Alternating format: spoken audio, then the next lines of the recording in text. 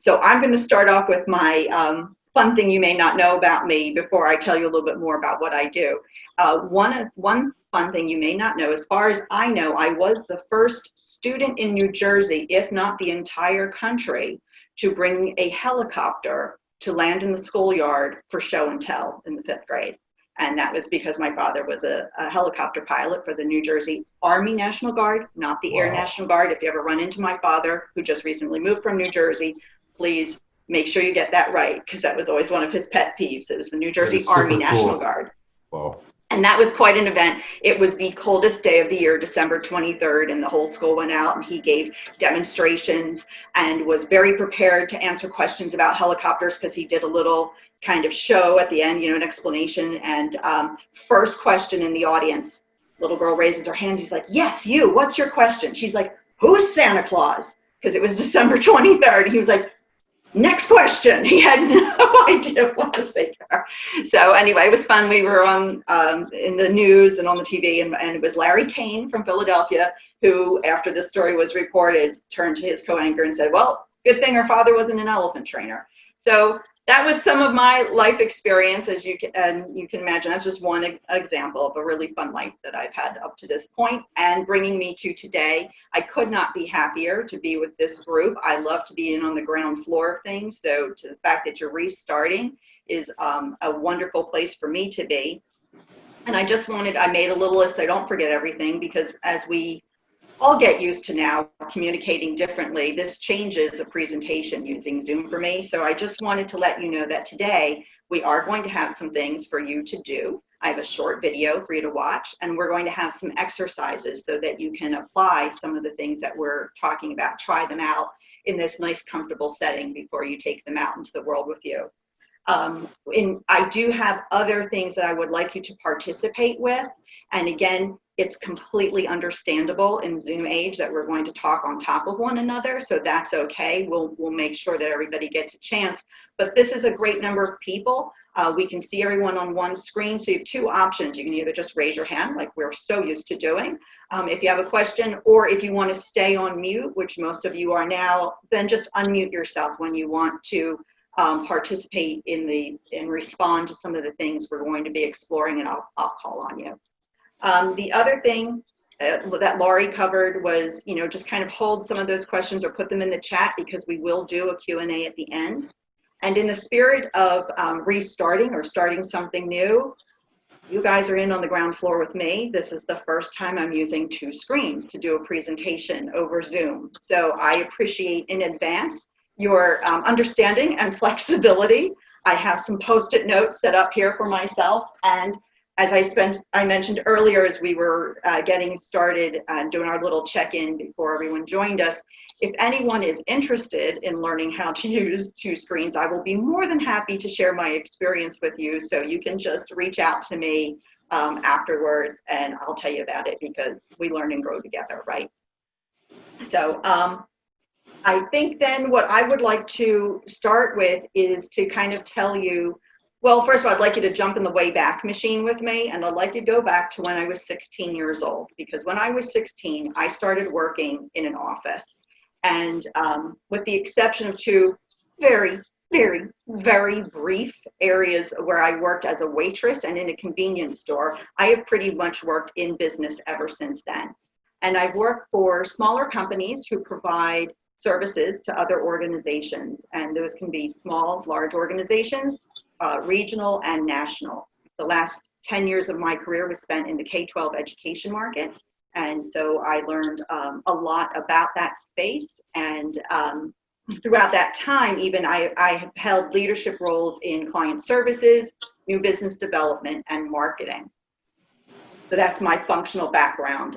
When I left my full-time job, I went out and started a consulting service providing on-demand marketing director services for companies that really didn't need a full-time on-staff marketing director, but they still needed the strategy from time to time.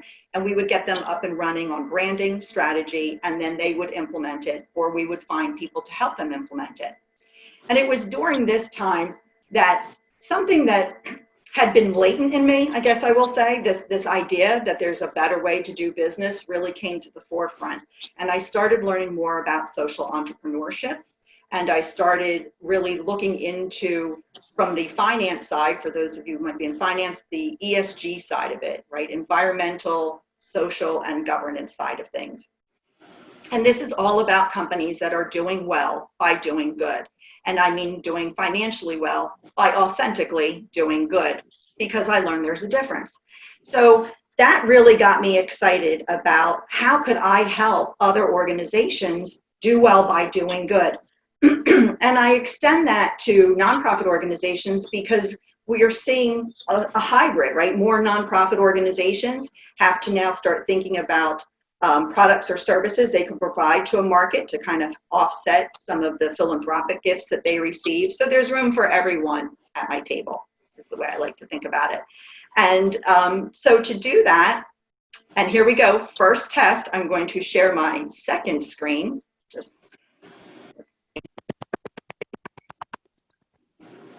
Yes, thank you. The little thumbs up is so helpful. Thank you very much. And so what I'm doing today is I figured the best way for me to help companies move forward to more of a doing well by doing good mindset was to really help to shift the tone and directions of conversations that are being had formally and informally in every business and organization in the country. And so I do that in a variety of ways. One of them is I help people learn through educational boot camps. Imagine my surprise and delight when I found the Conversations Worth Having frameworks, because it encompasses not only the one-to-one conversation, but the strategic planning framework that I had been using in my marketing work, which is the SOAR strategy. And that's stands for Strengths, Opportunities, Aspirations, and Results. And so this was a culmination of both of those. And so I do educational boot camps for organizations, which now I'm doing them online. I also do workshops because I still love that SOAR strategy so much that I can help organizations with strategic planning initiatives or special projects. They want marketing and sales to work together a little bit better. How can we do that? That's an example. I do lunch and learns. So for organizations that are providing professional development to their teams, this is a great way for them to learn a little bit, and they're generally spaced out, over maybe a month or two, where we'll do one a week. And then I also do speaking engagements like these. So that's a little bit about me. And I have to tell you that having heard your introductions, I think that we have some other things in common, because I think like many of you, I always tell people I've worked in boom and bust economies. I've worked with cooperative and contentious clients, and I've also worked alongside some helpful and some very hurtful colleagues. And throughout that time, prior to the era-defining change that we're seeing courtesy of COVID, but before that, I also witnessed two significant shifts in two different industries. And it occurred to me at that time, the companies that were really able to not only weather those shifts, but really became more successful because of them, were the companies that were led by business leaders who asked, what can we do? As opposed to wringing their hands with their peers and going, what are we going to do? And that really stuck with me, because it was the first time that it really illustrated for me. Can you see my screen okay? Right, okay, thank you. I won't ask that throughout the whole thing, but if I switch over to a slide and you're still only seeing me, please let me know. So that power of words, because what stuck with me is the word "are" in what are we going to do implies something that is about a state of being, like we are here, and it almost implies that we're stuck here. What can we do? That's a very different question. The word "can" implies possibility. It implies opportunity. And those companies that were most successful were the ones who looked for those possibilities, and they weren't triggered by the threat of what was happening. So what I'd like to do, our first exercise, since you're all warmed up, you've done your introductions, is I'm going to ask you to participate in a little exercise with me. Well, actually, you're going to do it. I'm going to watch you, but don't let that scare you. So in a moment, I'm going to ask you to repeat a phrase to yourselves silently. and we're going to ask you to repeat it 10 times. During that time, what I'd like you to do is just kind of pay attention, have some awareness around what are you feeling, and physically even what might be happening to you. And then after everybody's had time to repeat that 10 times, I'll ask you to just open your eyes, then I'll know you're completed. And then share, for those who are comfortable, with exactly what you were feeling. And I can also share what I've noticed because I'll be able to watch you, because if I close my eyes, we're in problem. We're in problem mode. So I want everyone just to kind of shake it off, take a deep breath, relax into it. Thank you in advance for trusting the process. I would like everyone now to close their eyes. Awesome. And for 10 times, I'd like you to repeat the phrase, I've got a big problem. So who wants to share with the group, as you were repeating that phrase, what were you noticing about yourself, either how you were feeling or how you were sitting? Morris? I have a big problem. Okay. I only could get through it a couple times. It really made me anxious, I would say. Right. Thank you for sharing that, and best wishes for what you are going through. Thank you. David? I found myself putting the emphasis on different syllables going through it. You know, I have a big problem. I've got a big problem. So on and so forth. Mm-hmm.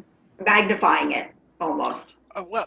Changing the emphasis. Mm-hmm. I've And, got a big problem. I've got a big problem. I've right. got a big problem. Mm-hmm. And my family is Scottish, so I often use the emphasis on the wrong syllable because given the chance, I will mispronounce almost anything. My brain is wired that way.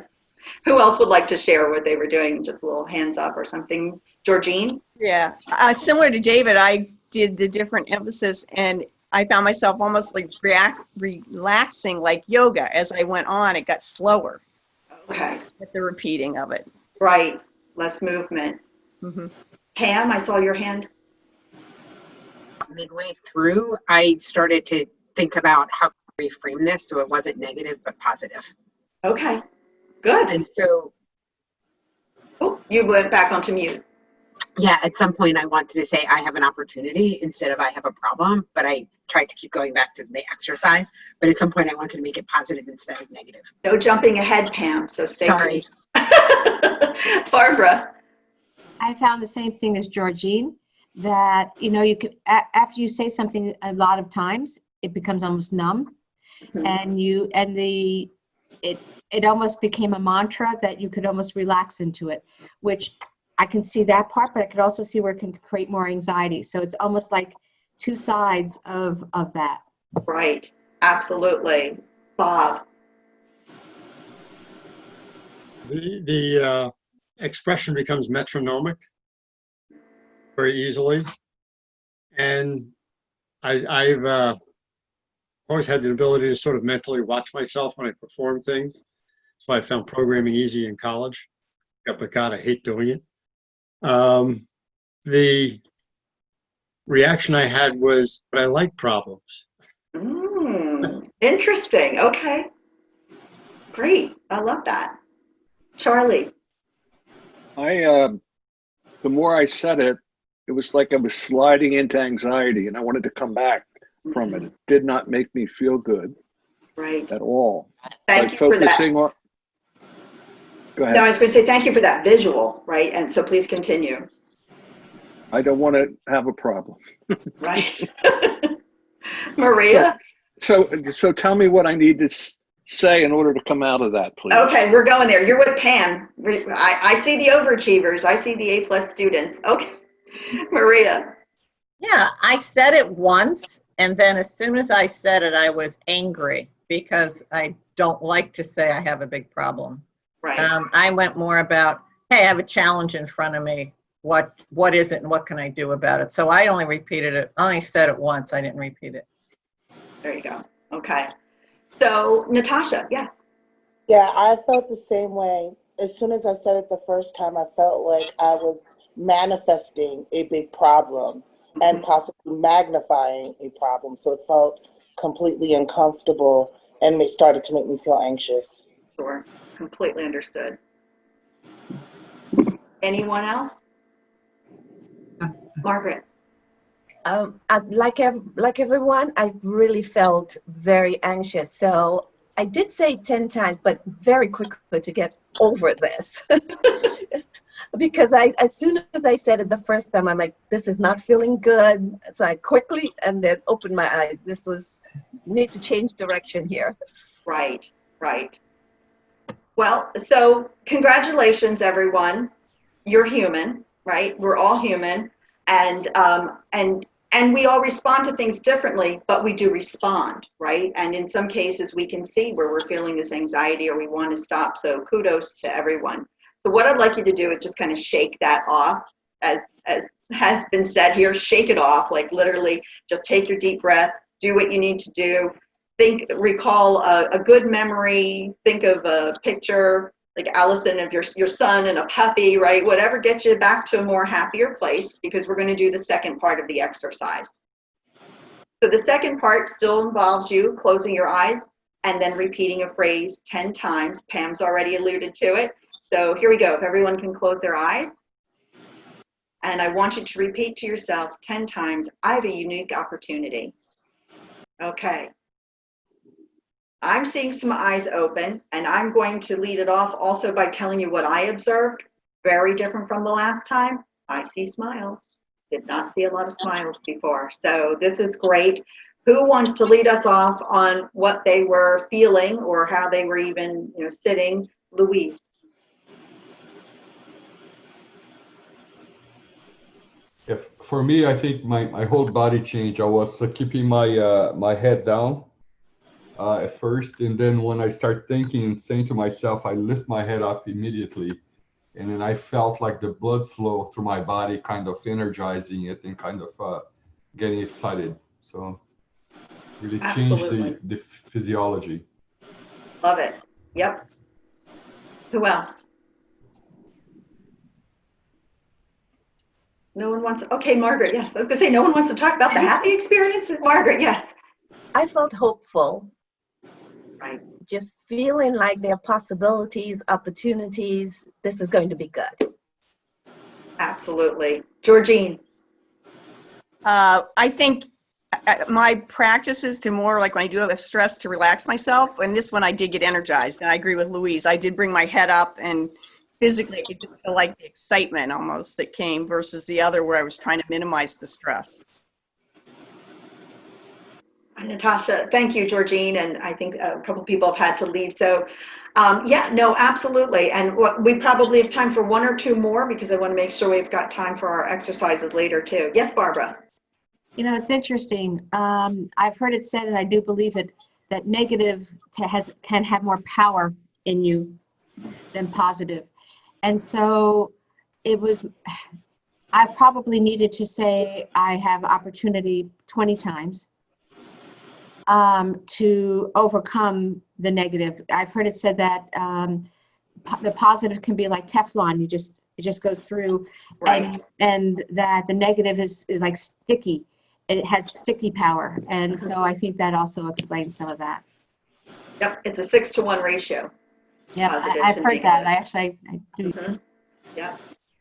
So again, we're experiencing things that are very human, and I would love to have you watch this video that I've queued up.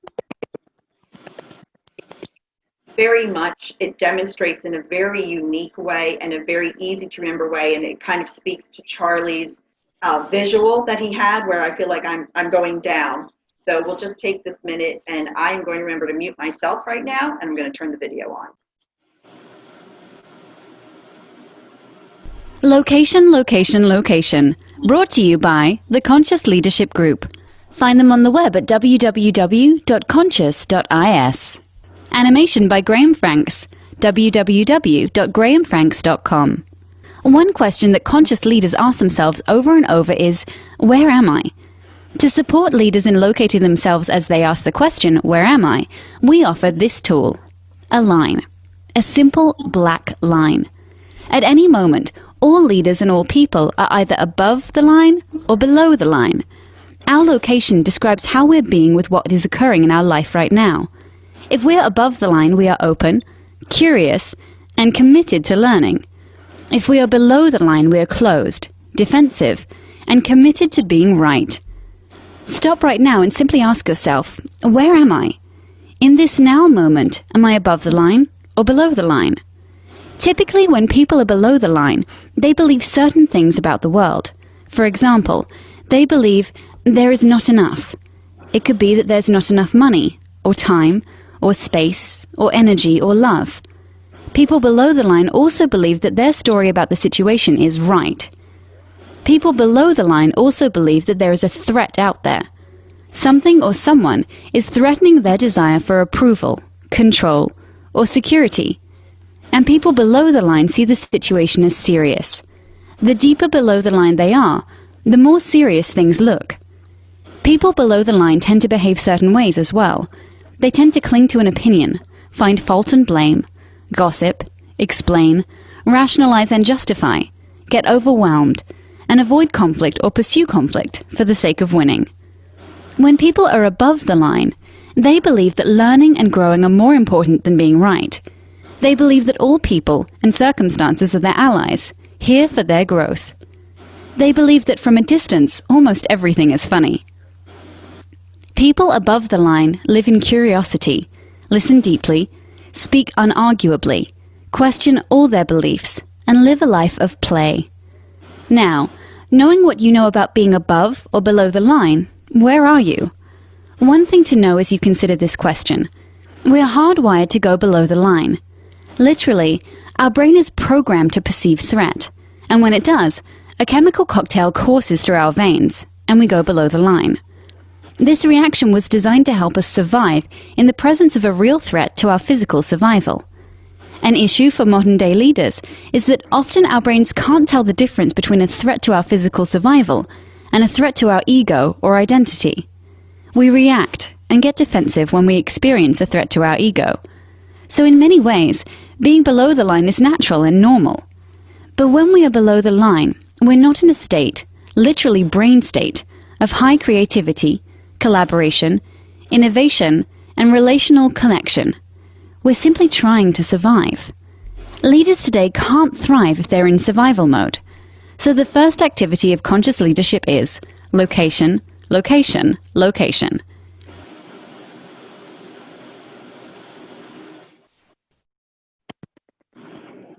So has anyone seen this video before by any chance?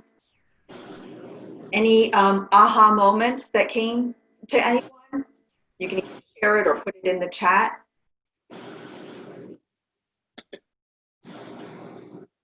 Charlie, yes. And again, thank you for your visual, right? When you said earlier, you were right on target with this. Well, that's what you told me to say, right? No, I think we all have a negativity bias. We go right to death. We're just conditioned that way, and we really have to work hard at being positive sometimes. These last 6 months, we've had the struggle to be positive. We've done all kinds of things, either in groups or alone, to try to raise our optimism. So that's what I took out of it. Absolutely. Absolutely. Morris. To me, it's Tigger and Eeyore. Oh, right. Oh, no, it'll never work, Pooh. As opposed to, everything's great. So That's forward. Yeah, I wonder, though, Visual. sort of that above and below the line, aren't we all above and below on a regular basis, hopefully? Yes. Otherwise, we'd all be fully medicated. Yes. And we're going to learn in a little bit here how to help practice staying more above the line, because we are, right? We're human. And so that's part of what I want. I'll hold my thought until we hear from others, because it's part of the brain piece of this. Anyone else have an aha moment, Maria? My aha moment was just turn on the news and you'll see a lot of below the lines. Yes. So with everything going on, people are doing that and pursuing conflict and, committed to being right and not hearing another opinion. So I think we have a lot of below the line going on now. throughout our country and the world, not just in business. Absolutely, which is why I think it is so important, right, to have this awareness and then be able to pull yourself, if maybe even not, maybe others eventually, right, but at least be able to pull yourself above the line. So I'm going to go back to sharing this for a second. And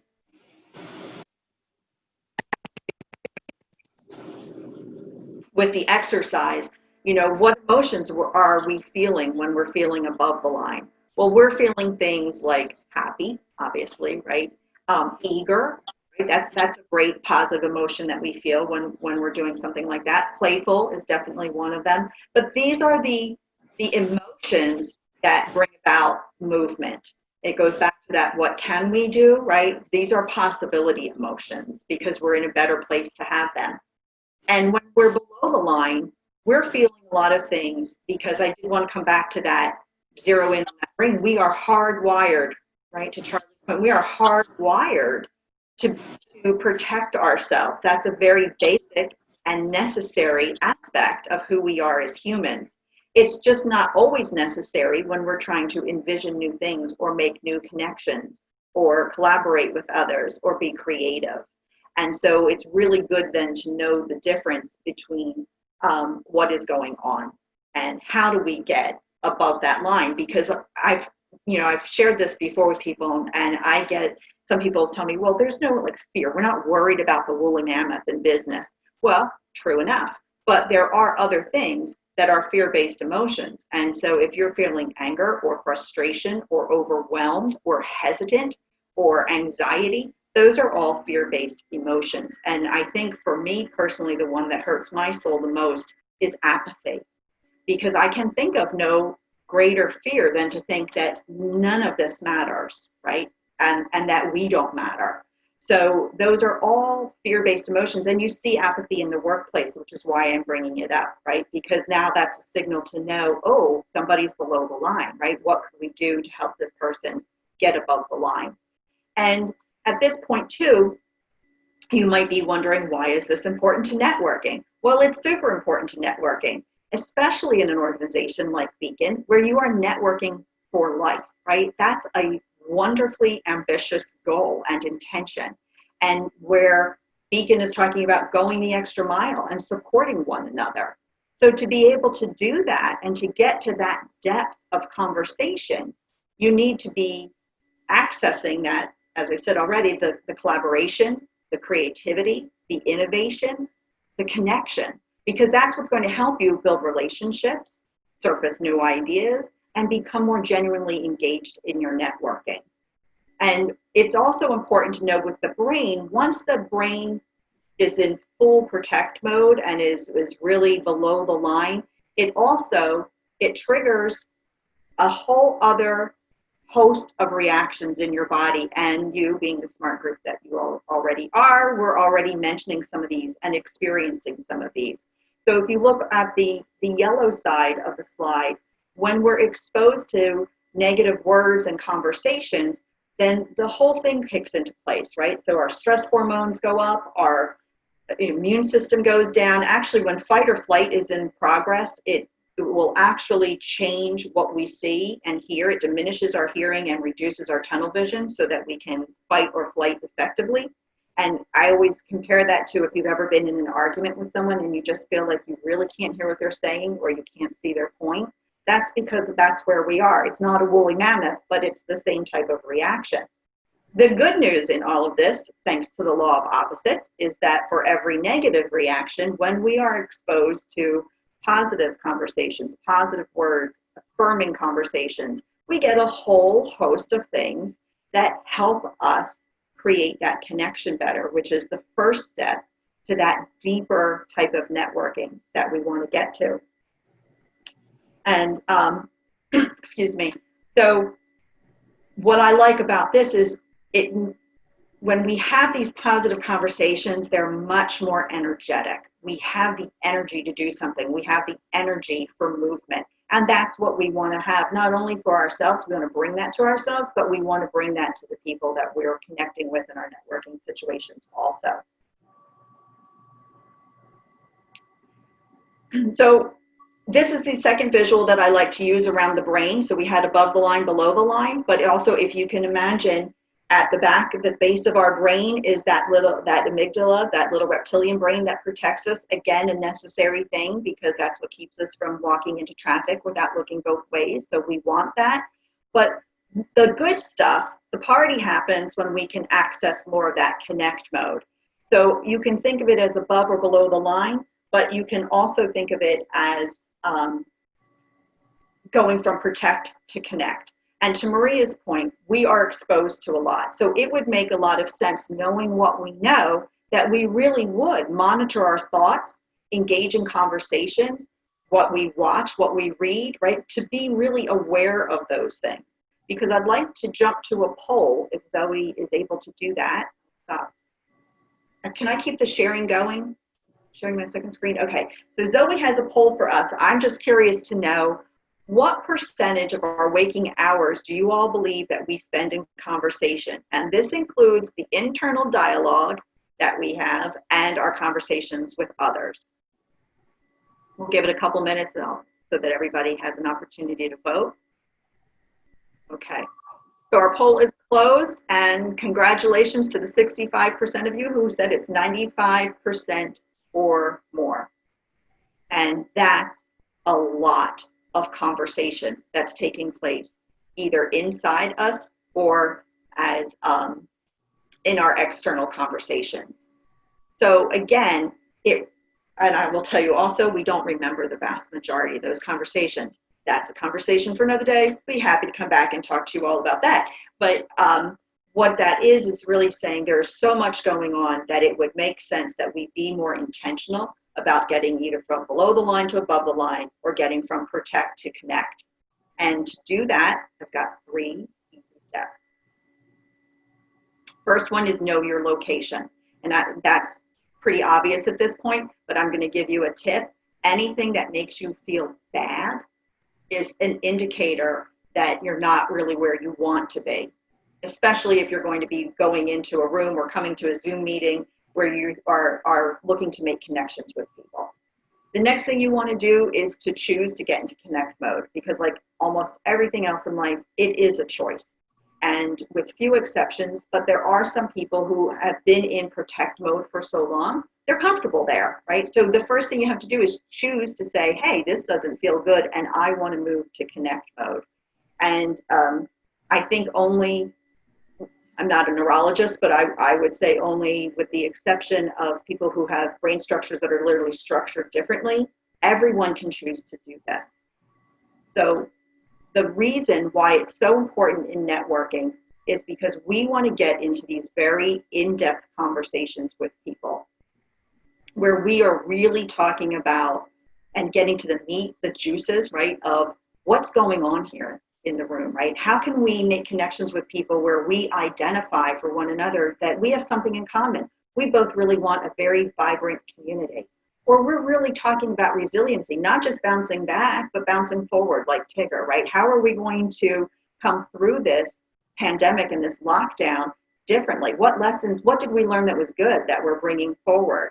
So that's a type of conversation that you can't get to that depth unless you're already above the line or in connect mode with people. Another thing that I think is really important in networking is this sparking a forward-thinking conversation, because lots of times when I talk to people, they're like, I don't know what to say when I network, right? Well, a forward-thinking conversation, fortunately today, there's just so much going on that we could talk about it a lot, but in terms of businesses, there's so much reinvention taking place. I have talked to so many business leaders in smaller companies who have now spent more time with their hands in the clay again than they did. It's almost like they have restarted their companies because they've had that opportunity to do that. People have been at home. They're still working on the business. They're looking at things and saying, wow, we put that in place in the 1990s. It's no longer relevant. Why are we still doing it? Because it was passed forward in the training manual, right? So there's a whole of these things that are coming to light, which give people an opportunity in established organizations to say, if I was starting today, what would this look like and how could I help people get forward?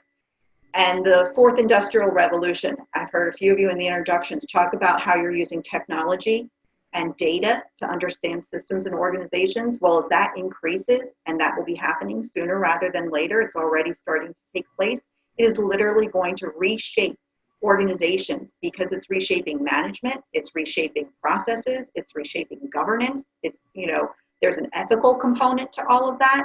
So that's something that as a professional networking group, that already is starting to become something that you could work on in small groups as you meet people, because you've identified that you have a common interest. And how do we get ahead of that? What is that going to look like? What does consulting look like if you're starting? There's something called WikiStrat that I found recently, and that's more for the defense industry, but it's all powered by technology. So if you have a question, instead of going to one of the big consulting firms, you can go to WikiStrat, and they have people kind of like standing by, and they're using data to do real-time simulations, to give you feedback, right? So that's a whole different example of what consulting might look like starting it today with the tools that we have today.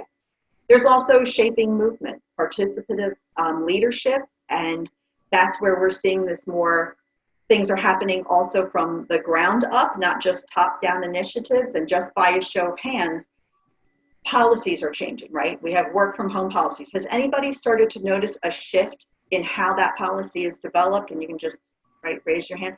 So in my experience, and maybe you've seen the same thing, that type of policy is generally come from someone's oh crap moment, right? Like, oh, we don't want that to happen again. Quick, we had best write a policy so that we can protect our organization. That's not the way it's happening right now. The way it's happening right now is more input from the people who are being affected by the policies, a broader, more sustainable solution. So that could be an area that you want to dive into. Asset sharing, we typically think about that with the larger construction, like larger industry, where they have those huge construction vehicles and some of them sit on the sidelines for months at a time in between projects. Companies are have been and starting to do more sharing those things so that they're both defraying the burden of that, the cost of having them, maintaining them, storing them. But look around at what's happening. We've got office space now that may never be fully utilized the way it was before. So how can that asset be shared to fuel that more vibrant community, right? To help people bounce forward in some way. Maybe there's co-working, little like we talk about intrapreneurs, maybe there's intra-co-working that can happen in those spaces. Maybe daycare is something, or not even daycare for little children, but even for the older children who aren't quite ready to be left at home. So there's a lot that can happen, and the strategic alliances around sustainability, what's good for people, what's good for our planet, reimagining what that would look like. One of the things that I did like, that's the odd. One of the things I noticed during the pandemic that did please me was that we no longer have to have a hypothetical situation and say, geez, I wonder what would happen to the environment if everyone stayed home for 30 days. Because we saw it happen. So proof positive that it does make a change in what we do. So how can we bring some of those things forward in our conversations? And conversations like these require a lot of curiosity.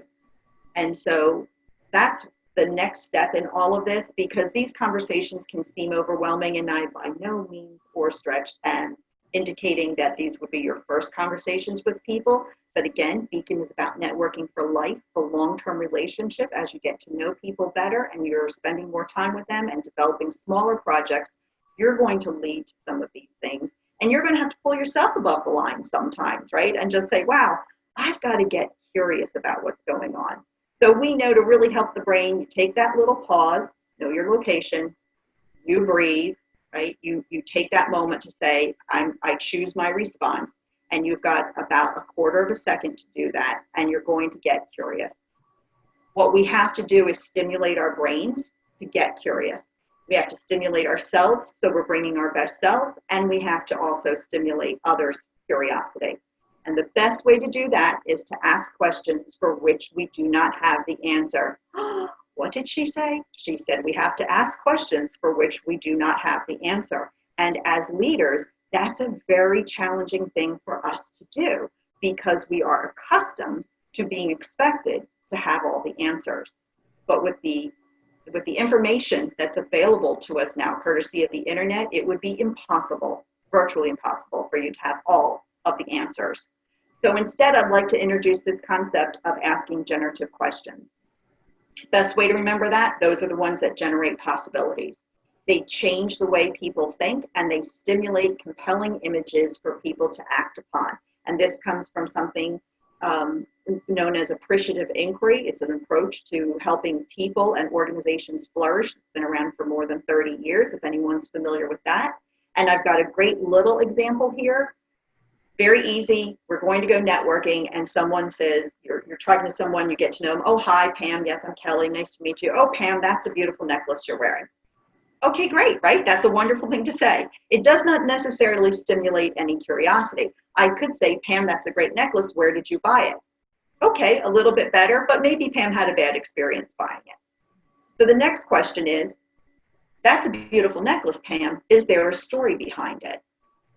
This is going to change the way Pam thinks the instant I ask that question, because now she's going to be searching in her memory banks for that story around it. And hopefully it's evoking, yes, this is actually, this was my grandmother's, or this color is very important to me. It's, a birthstone of my child's, right? So I wear purple everywhere I can, but whatever that is, that's going to start to shift the tone and the direction of the conversation immediately. So I'm going to stop the share there. And I want someone, a brave volunteer, let's try another one, an easy peasy one. You're in a networking situation. What question do you think you might ask someone? And I see, Lori, we have to do this quickly because we'll need to move to our breakout rooms. Thank you. That's what I was going to cue you up with. I know. I saw you. I'm not here. I had good peripheral vision. All right. I'll do one. I'm going to ask Lori a question.